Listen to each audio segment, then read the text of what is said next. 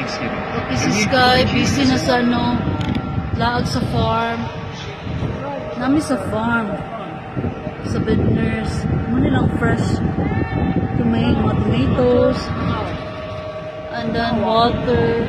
And then, tapos yung mga wire there alligator. I think there's alligator there.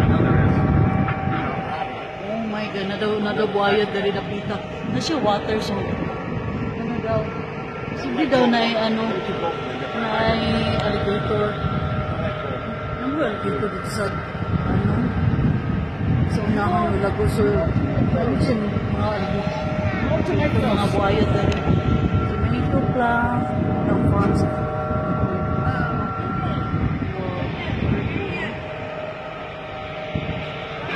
Sky, you like your tractor ride? You like your tractor ride? You like it? So fun. Wow, so fun? So fun? So fun? So fun. No, so fun. Wow. Sky, are you ready to see the alligator? Are you ready to check the alligator? Huh?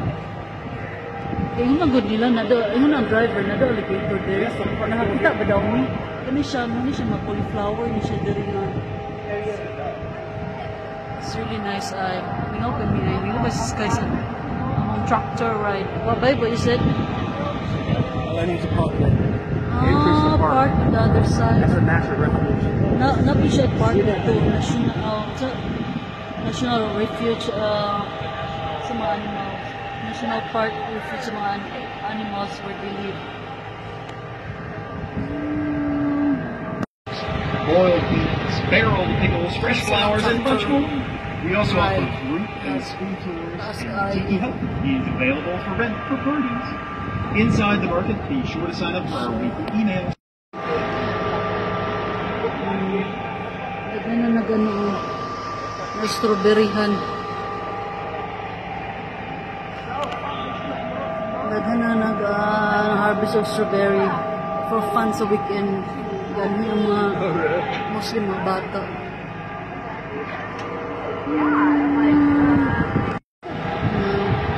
Di bukid rin pag weekend ay sa farm ganun. Daghan higa-visit. Tourist spot ni siya dari.